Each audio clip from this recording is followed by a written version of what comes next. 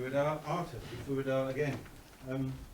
I will make a mess of it if I don't follow notes. So I want to introduce Hilary Coleman and the Red River Singers, who are going to entertain and educate us with songs and tales from their award-winning book, Shout, which is all about Cornish pub singing and songs.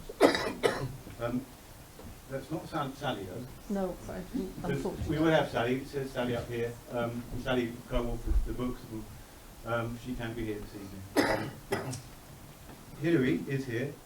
She knows her stuff when it comes to Cornish history, culture, but also in particular with music. And I've heard Red River Singers, and they really know how to sing, so we're in for a good night. Hilary's been collecting and promoting Cornish music for her whole life, pretty much, since the teens, I think. And it is some collection. I've seen, I've been around it a little bit, and it is some collection we have, and what you've given to Cornwall. She co-founded the Cornish bands Waterstones and Soena, along with the internationally recognised Cornish band Dala. Hilary was made a bard of the Cornish Force in recognition for her services to Cornish music. She's part of a musical Cornish family and household. We were lucky enough to have her husband here only 2 months ago, which is Neil Davey, who was playing with Den Guy, for those who were here. Sally and Hilary have been involved in countless musical projects, which include taking Cornish music projects into schools and community projects. They've published Cornish songbooks on fishing songs, mining songs, and one on Cornish carols. They're currently working on a book on farming songs. So we might get them back to do something about another book later on if it goes well. Their book on Cornish carols entitled Heart won the Holyer and Gof Publishers' Cup, gaining national recognition when the Folklore Society of Great Britain placed it 3rd in their Catherine Griggs Award. Their book Shout, which they're sharing with us this evening, won the Waterstones Holyer and Gof Award. We're of course going to be greatly entertained this evening by the Red River Singers. They were formed in 2012 and specialise in Cornish songs. They've worked with Sally and Hilary all the way through, and their singing accompanies all of their books with CDs. So we're in for a good evening, I think. So for no further ado, let's put our hands together and give a warm Mullion welcome to this song. Thank you.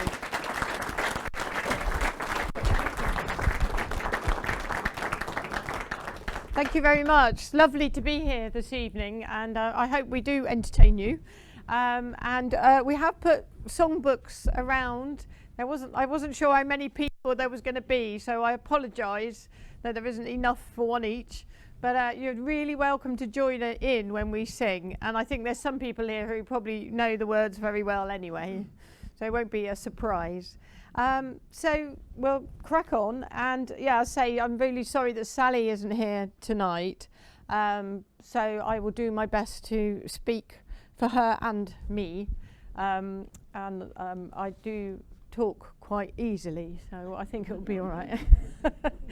So actually, before, we might as well, the whole reason we did this in the first place was because of our love of Cornish singing. So I think we should just start with one song in particular, and we'd love you all to join in. And then afterwards, it's going to be a quiz.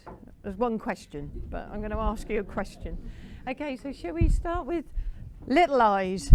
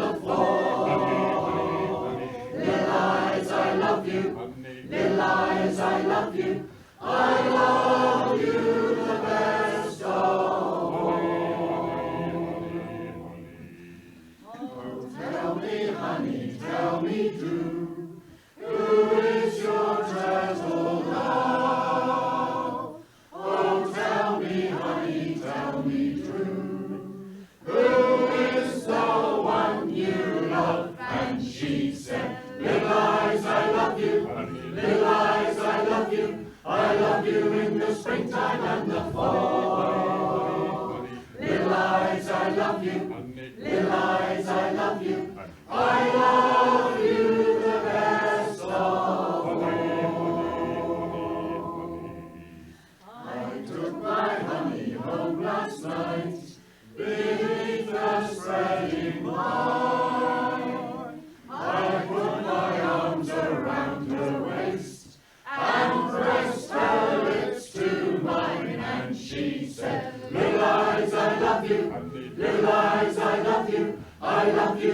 springtime and the fall. Little eyes, I love you.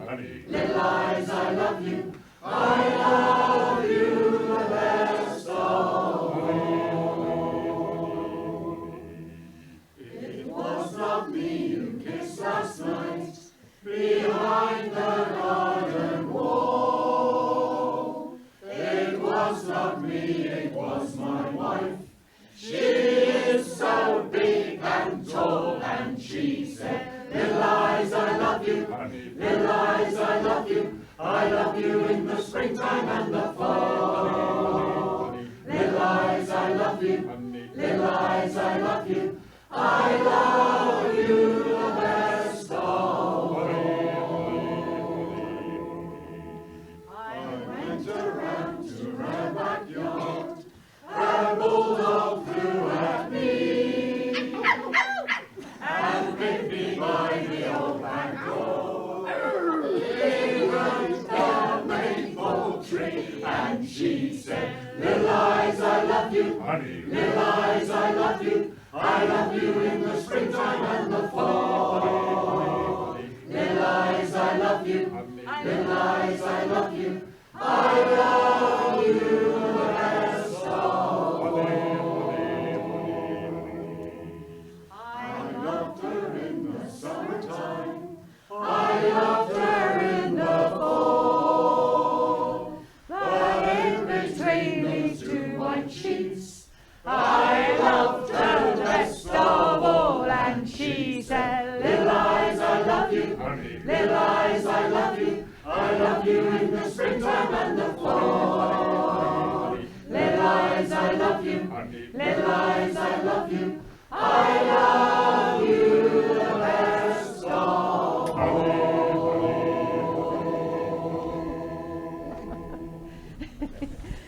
Well done, everybody. Well done.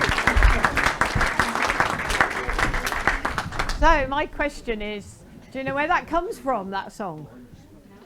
Does anybody might know? No?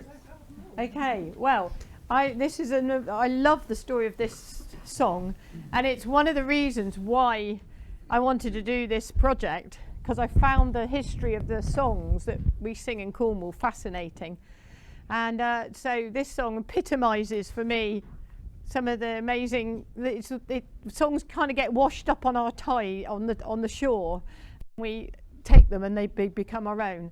So I'm going to ask Tamsin if you would just read a little bit about Little Eyes. Little Eyes was written as Liza Loves You in 1885 by Charles H. Sheffer. Nearly 100 years later, in March 1983, Stanley Hosking of Camborne contacted Radio Cornwall to say that he and his group, the Joy Boys, had introduced the song to Cornwall. He said that in those days, everyone was a Saturday night singer, and the best singers came from Gerry, North Roscia Road area of Camborne, for those of you who don't know.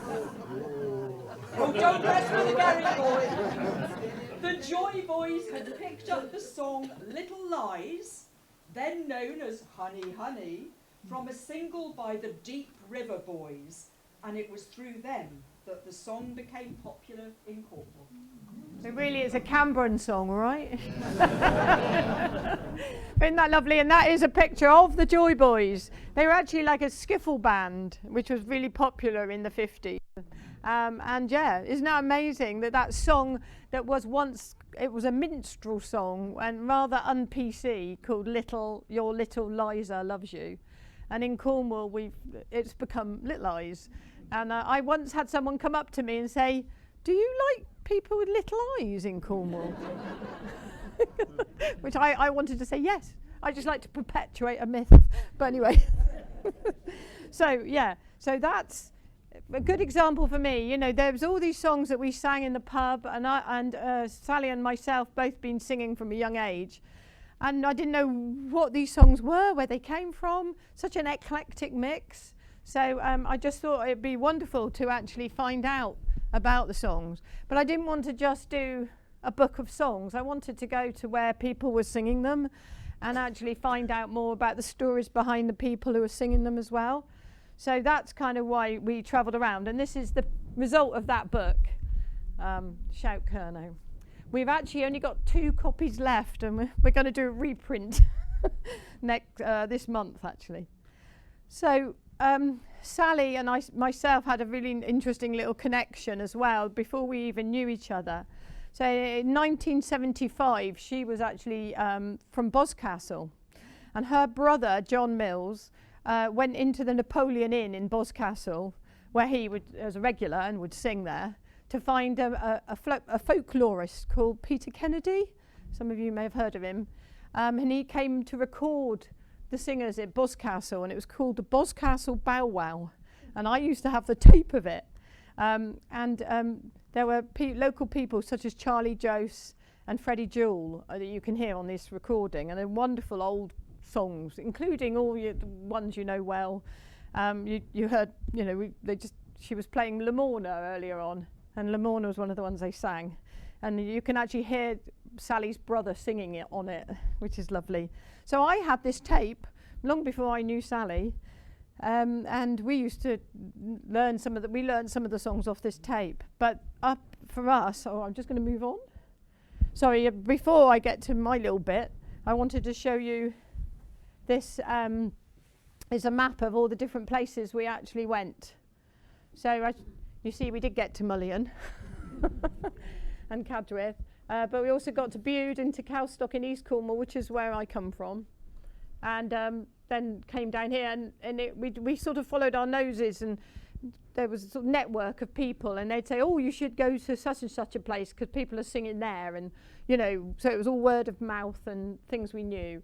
So that was, yeah, so that's we did a lot of driving and quite often in the dark and not sure where we were going. This is the Cobweb Inn at Boscastle, which is where, it isn't the Napoleon where they sing, but it is another one of the amazing pubs. And it used to have all these cobwebs on the ceiling. I don't know if you can see. That's incredible. It's a bit like my house, you know. Anyway, here is a drawing of the Queen's Head in Albaston, and I bet you don't. Does anybody know where Albaston is? It's in East Cornwall, and we always said we were defending the borders up there on the Tamar. And this is the pub I used to go to as a teenager and sing. And one of the songs we sang, there's a lovely guy from Bodmin called Vic Legg, and he used to come up on the Friday nights, and there was a song he used to sing. It was called Thousands or More. And we're going to sing it for you in a minute. The nice thing about this song, so that was a connection between me and Sally with the tape, and then this song got travelled down Cornwall because it was really only, I'm not sure, some of you may know it. If you do, that's lovely and join in.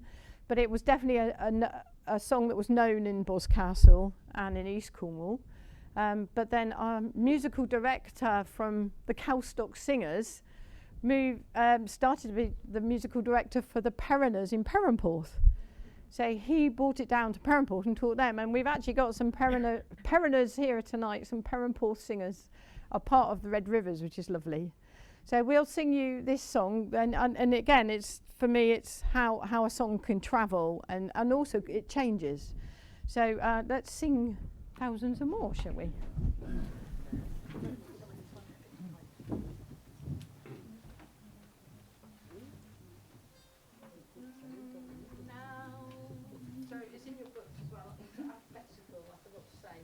So it's under T for thousands. Okay? Now time passes over more swiftly and gay, since we found a new act to drive sorrows away.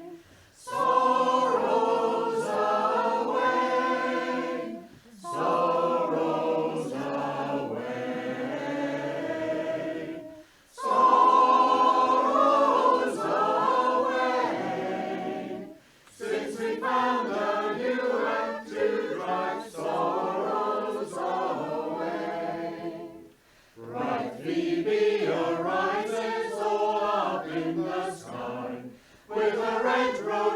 cheeks and a sparkling eye.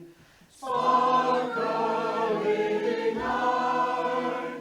Sparkling eye. Sparkling eye. With a red rosy cheeks and a sparkling eye. You ask for my credit, I'll say I have none. With my bottle and friends you will find me at home. Find me at home. Find me at home. Find me at home. With my bottle and friends you will find me at home. Now although I'm not rich and although I'm not poor, I'm as happy as them that's got thousands or more. Thousands or more. Thousands or more. Thousands or more. I'm as happy as them that's got thousands or more.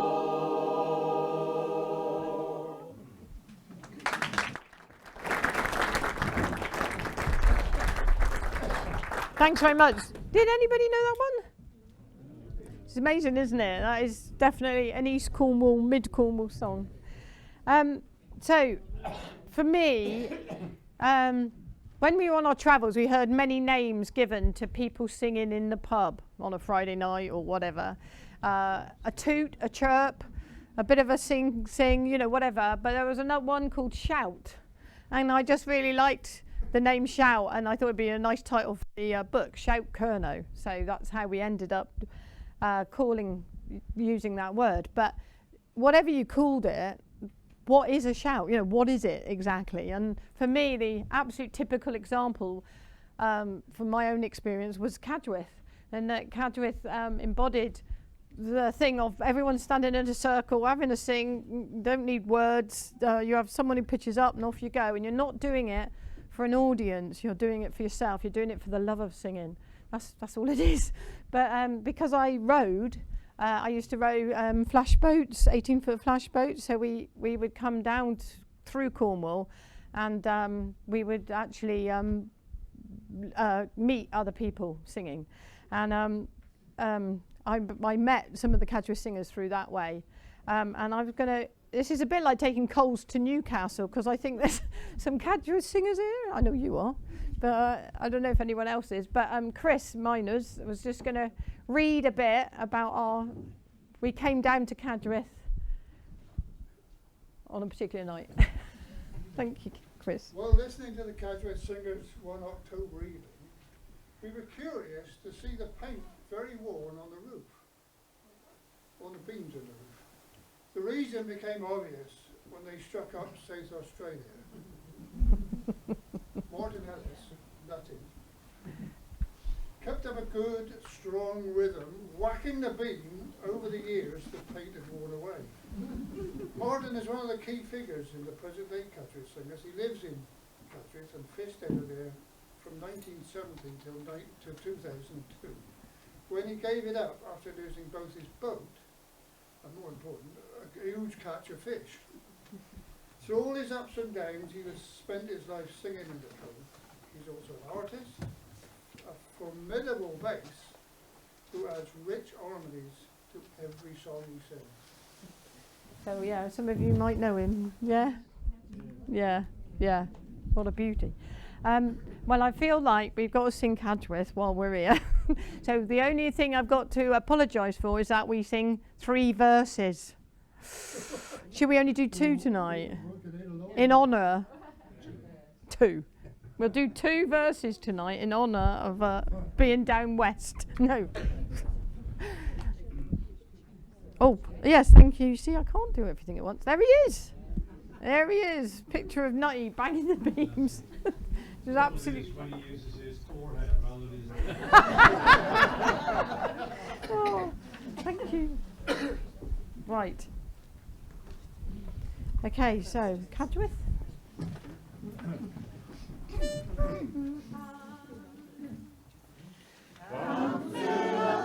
glasses and let us be merry.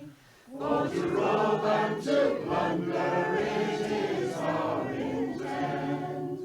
As we roam through the valleys, where the lilies and the roses, and the beauty of Kashmir they droop in his head. Then away,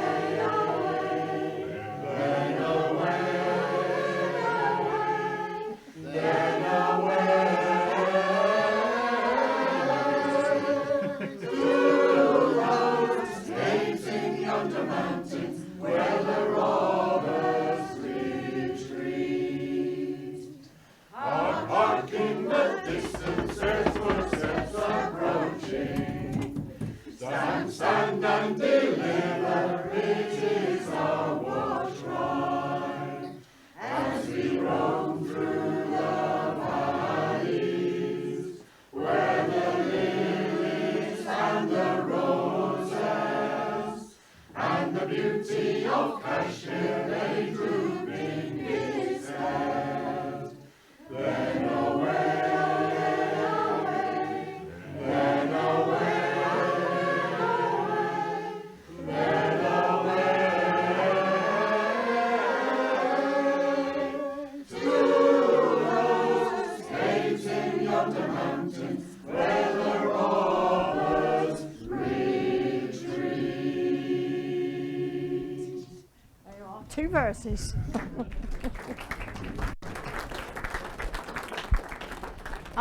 I dare say we sing it a little bit different to you as well, don't we? No, that was fine. Oh, was it? Oh, yeah. What is the beauty of Kashmir? Oh, I'm so glad you asked that question. I am such an anorak. I was fascinated by that. What is it? What is it? What is it? Anyway, so I dug in around books and the internet, and Kashmir is really well known for beautiful flowered valleys. Yeah? I don't know if anybody knows, the absolutely breathtaking. And one of the flowers there is crocus. And you know, if back in the day, saffron was, as dear as saffron, we know how, and they would fight wars over it. And if you think the words are about the bandits, it's well known as a bandit area anyway. And so they could easily have people trying to take saffron away from Kashmir.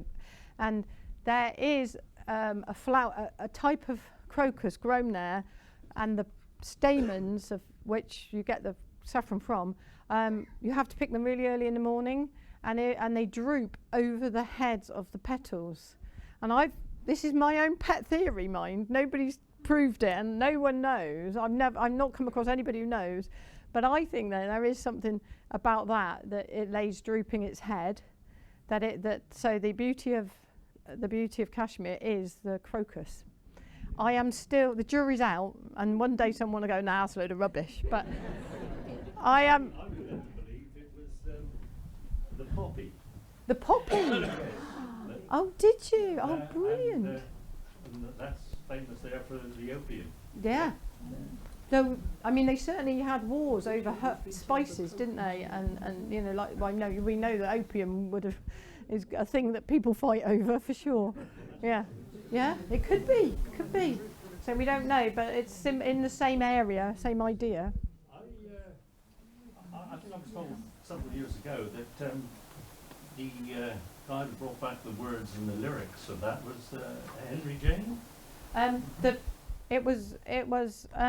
I've got to look in my book now, because it was a reverend on a boat. He heard them singing it on a boat. Yeah. But we've got it. There's a really old book called the Naval Songbook, and it's 1902, and it's in there as the Robbers' Retreat. Yeah. as you know, as the other. But in all, you know, there's a folk index called the Child. It's the Child Index, and he mentions where every song had ever been sung was sung in Britain, and the only place the Robbers' Retreat has ever been sung is in Cadgwith, or maybe Mullion, I should say. But in that, I think that's amazing, don't you? But my thought is that because Cadgwith started as a fisherman's choir, this naval songbook could have got into the hands of the musical director, and he would have taught them that. But it became that's why it came to Cadgwith. But it's only a surmise. Nobody really knows. But if you do know, please tell me. So yeah, if I can find the actual page. Sorry, everybody. I'm just too interested to stop. Carry on. 92. Because the singing in Cadgwith in the early 1960s is quite different to how they sing down there now. Right. Because there was Buller and all that. Like a choir singing, because a lot of them would have sung in their younger life in Methodist chapels and such. Yeah. And they all had extremely good voices. Yeah. Tenors, bass. You'd have the whole parts going. Yeah. That absolutely. I'm sure that's how it all used to be. People were singing much more than they do now, generally, don't we? Yes. The harmony was absolutely fantastic. Oh, I bet. When they were singing, because it's quite different to when you go down there now on a Friday night. Yeah. Because in those days, when they sang, you could hear a feather drop. That was the difference. Oh, that sounds lovely. I don't think we'll sing anymore. Yeah, so I've got it was contributed to the Naval Songbook by Rev George Goodenough, who also contributed other songs, including Corsand Bay. We sing Corsand Bay, so. And there is a wonderful description of Cadgwith. I'm going right off what we were going to do, by the way. Sorry, off script. There's a wonderful description of in 1901 that this guy Rev Goodenough describes people, the people on board this boat singing Robbers' Retreat.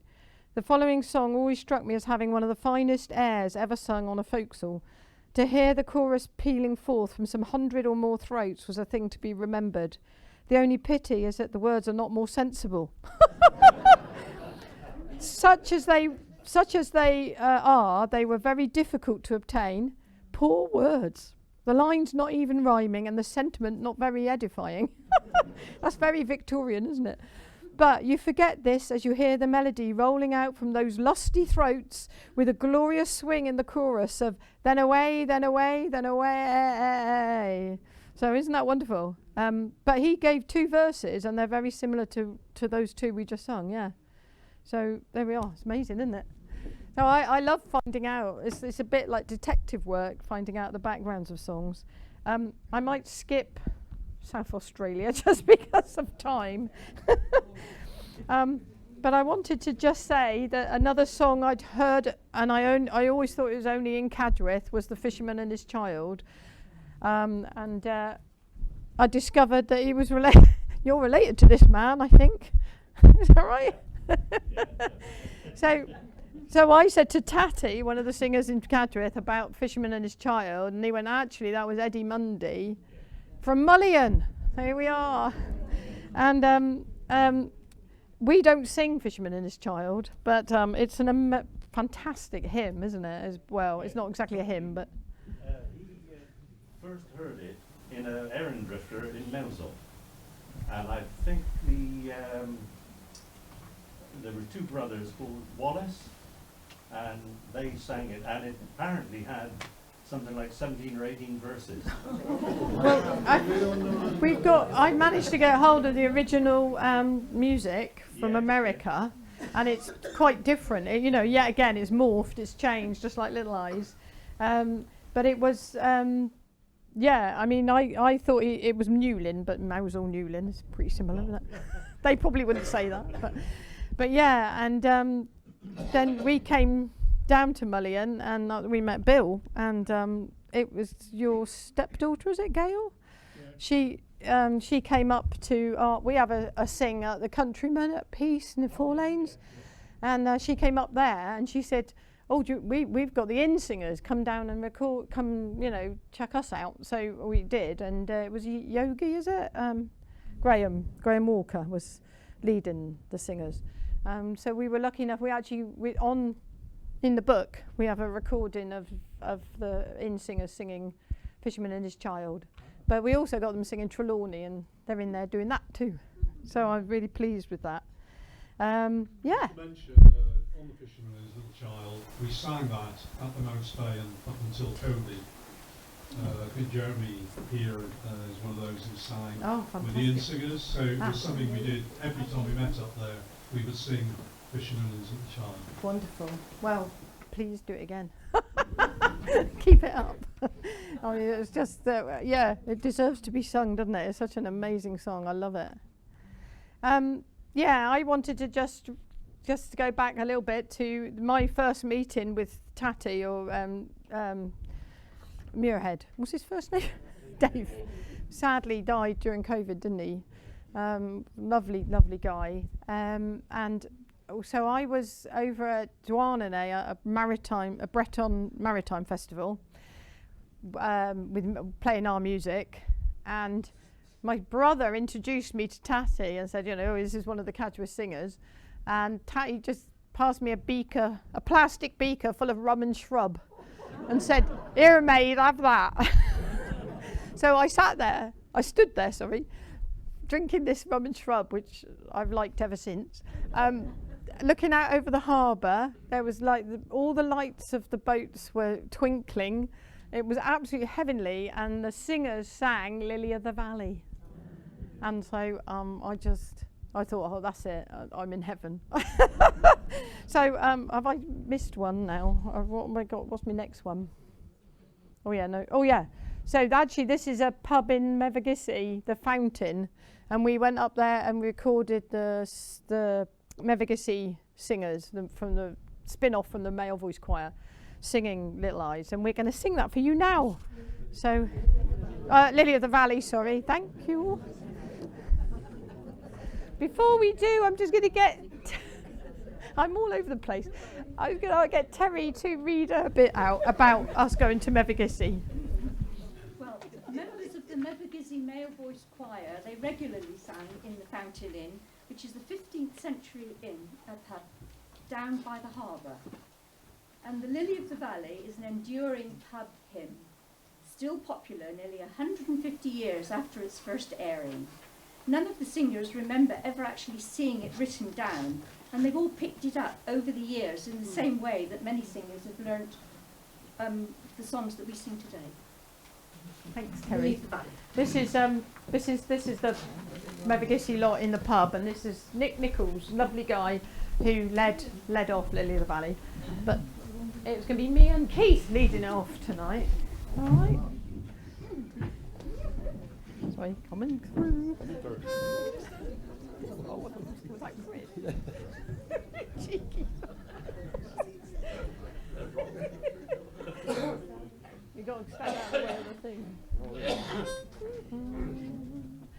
Is the lily of the valley, oh my Lord, is the lily of the valley,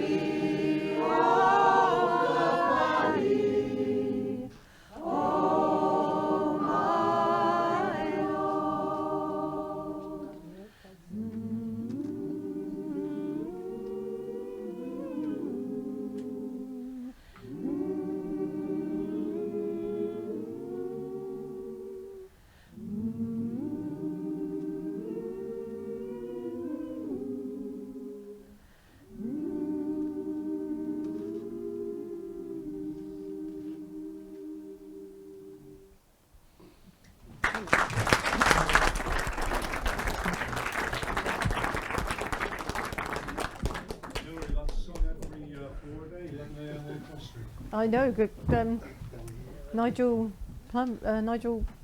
Neil Plummer used to sing it, didn't he? Yeah, yeah. I know. Yeah, yeah. I know. I've been there several times. Right at the back. Lovely, really lovely. Okay, so what I just wanted to quickly go through was a little bit about where did it, I was talking about the background of all these songs. Where do they come from? Well, Lily of the Valley. Where does that come from? And it actually is in a book for the Jubilee Singers, and the Jubilee Singers was a choir of American freed black slaves. This is the first year that they were freed, and they formed a choir, and this choir went and sang in concerts all around Britain, in America, and then came to Britain, and they raised money to build the first black university, Fisk University, and we now know that they came to Perranporth, which is absolutely amazing. But there's a always there first. Yes, that's right, my love. A woman at present, she's a woman called Lynn Mayers, and she's done a lot of research into bowel maidens in Cornwall. She's now researching the Jubilee Singers in Cornwall, and it turns out that they did a lot of touring around Cornwall, and it is possible that Lily of the Valley might have come from them. We don't know, but it's fascinating. So certainly the diaspora, and Moody and Sankey. I'm sure some of you have heard of Sankey evenings. Do you ever have Sankey evenings down here? Yes! That's my next book. We're quite excited about doing the idea of doing a book on hymns in Cornwall, and so I might be in touch. So Moody and Sankey Moody was a preacher and Sankey wrote the hymns, and they toured, again, they're from America, they toured all over Britain. They actually only came as far as Plymouth, but their hymns became, absolutely synonymous with Methodism, really, and, being such a strong Methodist area, their songs were, really popular here and are still sung at Sankey evenings, which are very few and far between. Several years ago, my husband and I went up to we were in Lorry. We were at an Inter-Celtic festival in Brittany, and there was a Welsh choir singing in the bar, and they had just sung Sloop John B or something, and they saw us joining in, and they said, "Oh, you sing us one." So we thought, "Oh, what can we just two of us do?" And we sang Lower Lights, and the reaction for these guys, they came over, some of them had tears in their eyes, and they said, "We used to have Sankey evenings, we don't have them anymore in Wales, they've gone." And I was thinking, yay, Cornwall's still got them hanging on, but with so wonderful. See, I still digress. So religion obviously is a really big one, as is the diaspora. That songs from America came here clearly and became popular, like Little Eyes. The other one, that's the Newquay Rowing Club singers, and as I said, I was a rower, and rowing and other sport, as we all know, rugby, people love to sing at the rugby matches, and was it you who's telling me that somebody was telling me that they can't, when you go up to matches with other regions of Britain, they can't believe, they're like blown away by the Cornish because they always sing. It wasn't you, was it? No, somebody was telling me that. So obviously our sport, our rowing and our rugby were really big occasions where people got together and sang. So that was another place. And work was the other one. I got this picture of the wall that now no longer exists up by South Crofty, which had the Cornish lads' words. So for tin and I can't remember the words myself now. When the fish and tin have gone, what are the Cornish boys to do? Which was written by Roger Bryant from Four Lanes, and somebody graffitied it all along the wall. So work. Lots of these songs were sung at work, particularly in the mines. There's lots of references to the miners singing. And the bow maidens too, when they would travel into work, they would sing as well. So all those different things have all sort of, I think, like it's all ended up in the pub. All those different songs have filtered down to us. But there are new songs as well, and I don't know if anybody knows this guy, Harry Safari or Harry Glasson. Should hopefully, if you're a singer, you will, you might know the next song that we're going to sing. Let's sing it first, and then we'll and then we'll talk about it afterwards. That's what I was going to say. So it's Cornwall, My Home, written by this man. That's what I was going to say. Well, I stood on Cape Cornwall, yeah. I stood on Cape Cornwall in the sun's evening glow, on Tune Hill and Mullion, to watch the fishing fleets go, watch the sheep wheels at Beaver as they spun around, and heard the men singing as they go underground, and no one will ever move me from this land until the Lord calls me to sit at his hand. For this is my Eden, and I'm not alone. For this is my Cornwall, and this is my home. I've left childish footsteps in the soft sand, and I've chased the maids there, all giggly and tanned. I've stood on the cliff tops in a westerly blow, and heard the waves thunder on the rocks far below, and no one will ever move me from this land until the Lord calls me to sit at his hand. For this is my Eden, and I'm not alone. For this is my Cornwall, and this is my home. First thing in the morning, on chapel carbray, to gaze at the cities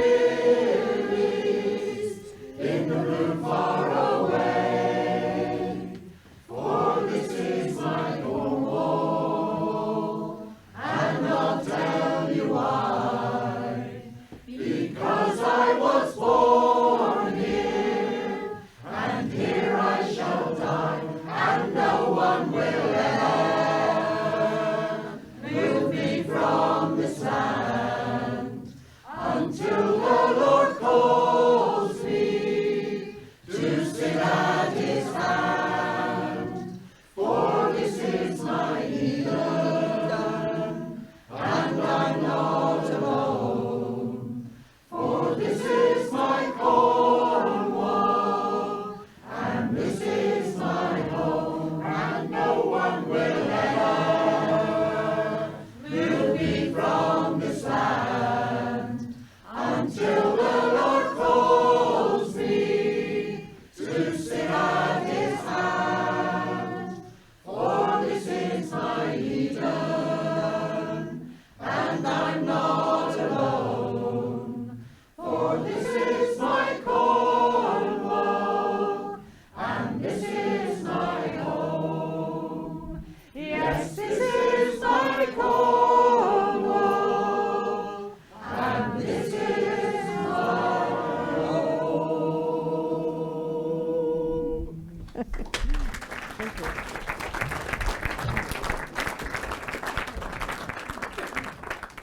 So I'm just going to ask Karen to say a little bit about that, and I'll pass that on. There we are. Cornwall, My Home was recorded on the Isles of Scilly. Hilary hasn't quite mentioned that there are actually 2 CDs in the back of that book. And so they've got the recordings that we're talking about. It was during the Newquay and Scilly rowing weekend, held annually at the end of September. The event started in 1963, and it's a very important date in both the Cornish sporting and singing calendars, with a gig racing for some taking second place to the singing. Many of the singers we met throughout Cornwall make this pilgrimage every year. The camaraderie is wonderful as old friends meet up to sing. As one woman said to us there, "You can't be angry when you're singing." To hear this sung on the Isles of Scilly, where people were united by the love of their homeland, was something very special indeed. So yeah, I'm one of this.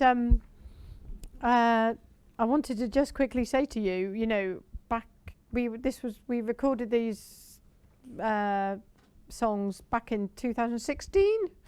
I can't believe that seems a long time already, but at the time we kept a tally of all the songs that were sung everywhere. And so we had a sort of top of the pops chart, top 30, and that's the ones that made it into the book. But do you know, can you guess what the top one was? The one that was sung most often, most across Cornwall? Trelawney, yeah, I would have thought Trelawney. I thought it was going to be White Rose, going to be Lamorna, and no, it was Cornwall, my home. And now I would say it's even more popular than it was then. I mean, it's everywhere, isn't it? Everywhere. So this pride in Cornwall has increased and increased, and people are writing songs about Cornwall as much as singing some of the old songs. And I've got that T-shirt there. That was one of the T-shirts one of the men had on the Isles of Scilly, which I thought was lovely. There are no strangers here, only new friends you haven't met yet. Just lovely. But I wanted to move on to this woman. Does anybody recognise her? Brenda Wootton, yeah. So Brenda is with Dick Gendall there. So I don't know if you know Dick Gendall. He is, he was the power behind the throne. He wrote the words, he wrote the songs, many of the songs that she sang. She did amazing job for promoting pride in Cornwall and Cornish language included. And as we all know, that it got official recognition. It got official recognition of minority language status in 2014. National, please. And National. And yeah, what? National minority. Oh, national minority. Thank you. And Cornish was acknowledged as a living language in 2010. So that increased the interest in the Cornish language, and we always sing in Cornish as well. And we'd like to sing one of her songs now that Dick Gendall wrote for Brenda. I'm just looking at the time. We might just sing a couple of verses of it, and then we've got one more at the end. Is that all right? Because I'm just aware of the time. Okay. This song is in the book, so you can join in. It's called Shout Kernow, Beloved Cornwall. Shall we go straight to the second verse? We'll do the second and third verse if you are following us. We're missing out the first verse. Carol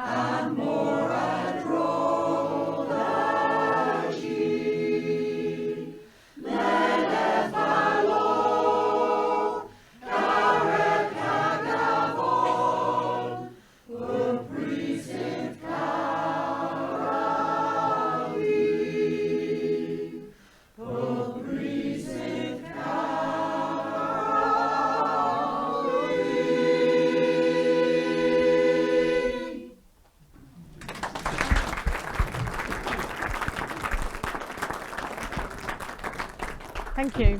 So this is us, some of us. Actually, this is a really old photo and it's changed a lot. But I've got really short hair as well. But this is us at the Countryman, and we're still singing there. Like you, the COVID really put a big toll on it, and I began to doubt whether we'd ever get back there, but it's gradually coming back. It's coming back. And last month was the fullest it had been again since before COVID. So I'm glad to say that we've managed to get back up and running. But I understand, I think it's had an effect on lots of different singing groups around Cornwall. So this is just to wrap it up. This is my brother here, Will, and this is he used to live up in Lanlivery, and this is a bunch of the singers up in Mid Cornwall. And we went there to record them. It was actually the Rashley at Polkerris. And I just want, for me and Sally, the book was a tribute. What we wanted it to be was a tribute to the old singers and the current singers and the singers yet to be, but also a tribute to the pubs themselves. Rashley was a really good example of a welcoming pub with a landlord that brought out chips and beer and and it's so important. You've just told me a story about Mullion, and it's really, you really need to. We're really lucky with the Countryman that the the landlord there owns his own pub, and there's a security there, and he'll probably die behind the bar, I reckon. He's that kind of guy. Amazing. So we're very lucky to have him as our landlord. So this is a tribute. We'll sing. Before we sing, I just wanted to have a lovely description of this evening up at the Rashley. On a cold winter's night, a whole gang of us squeezed into a tiny pub, roasted by the fire. The hospitality flowed as jugs of beer and later sandwiches were brought out. As soon as enough singers had gathered, Will pitched up and off they went, full tilt. He's a loud and generous host, inviting people to jump in and join in with great good humour. We rolled from one song to the next, and pints were clinked and clunked down with calls for more. It was an uproarious occasion, not necessarily subtle, but filled with enthusiasm and a great atmosphere. Oh yeah, it really epitomised the word shout, I reckon, this particular one. But so I thought we would finish with the song that we recorded here, and I'm sure that many of you know it, Grandfather's Clock. And in good Cadgwith tradition, we go into old time religion afterwards. So please do join us. And what? Oh, thank you, yeah. My grandfather's clock, so that it's near old time religion. That's the way.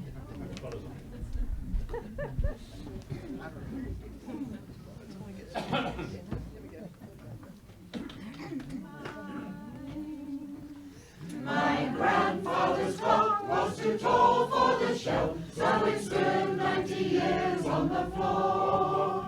It was taller by half than the old man himself, but it weighed not a pennyweight more. It was bought on the morn of the day that he was born. It was always his pleasure and pride, but it stopped shortly gone, never to go again when the old man died. 90 years without slumbering, his life seconds numbering. But it stopped shortly, never to go again when the old man died. One watches his pendulum swing to and fro, many hours he has spent as a boy.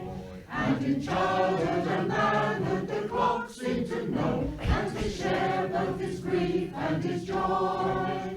For it struck 24 as he entered in the door, with his charming and beautiful bride. But it stopped shortly gone, never to go again when the old man died.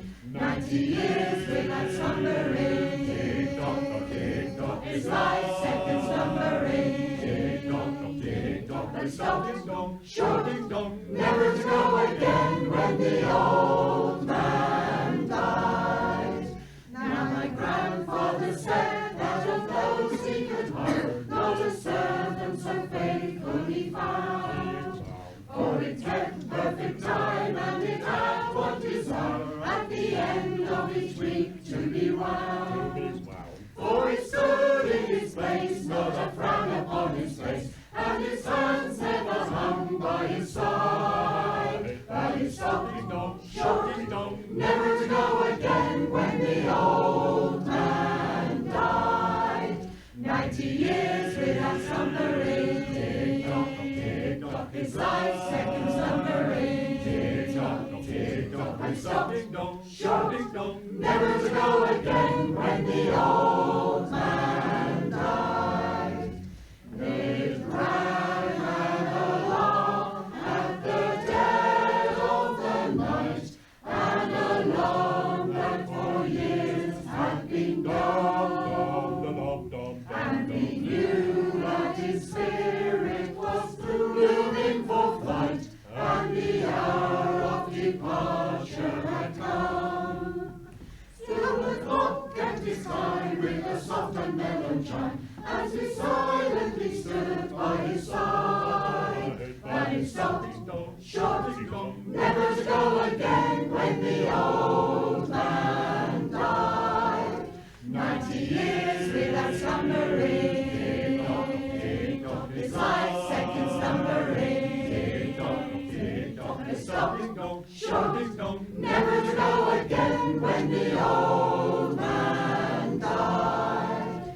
And when the old man died, and when the old man died, and when the old man died, now he's dead, now he's gone, won't you give me that? Old time religion, won't you give me that? Old time religion, won't you give me that? Old time religion, and it's good enough for me, and it was good for me mother, it was good for me mother, it was good for me mother, and it's good enough for me. Won't you give me that? Old time religion, won't you give me that? Old time religion, won't you give me that? Old time religion, and it's good enough for me, and it was good for me father, it was good for me father, it was good for me father, and it's good enough for me. Won't you give me that? Old time religion, won't you give me that? Old time religion, won't you give me that? Old time religion, and it's good enough for me, and it will save you from the fiery furnace, it will save you from the fiery furnace, it will save you from the fiery furnace, and it's good enough for me. Won't you give me that? Old time religion, won't you give me that? Old time religion, won't you give me that? Old time religion, and it's good enough for me, and it will take you up to heaven, it will take you up to heaven, it will take you up to heaven, and it's good enough for me. Won't you give me that? Old time religion, won't you give me that? Old time religion, won't you give me that? Old time religion, and it's good enough for me, and it was good for the Cornish, it was good for the Cornish, it was good for the Cornish, and it's good enough for me. Won't you give me that? Old time religion, won't you give me that? Old time religion, won't you give me that? Old time religion, and it's good enough for me.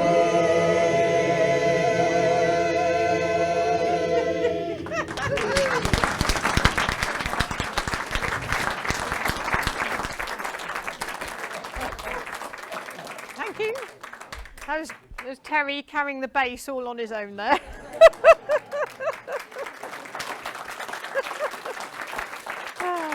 So we have reached the end. We're now got an advert.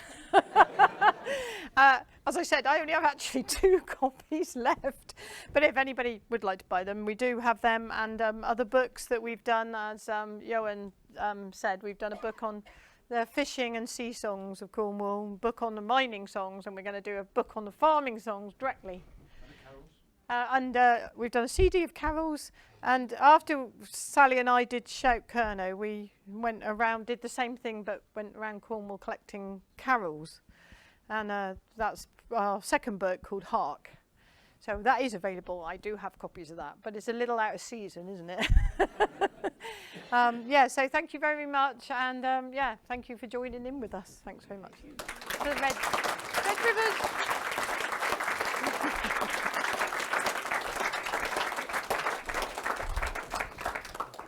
Thank you, Hilary. Thank you, Red Rivers. It was wonderful. Thank you, Johan. Thank you for coming down so far as well. Stonehouse, a good passport stamp. Brilliant, really fantastic. Thank you for entertaining us, but also thank you for all the work you're doing in collecting, saving, sharing, and with so much heart. And it's such a joy and spirit to the whole thing. I'm sure everybody would agree. So thank you so much, and encourage everybody to take some home with you. So again, thank you.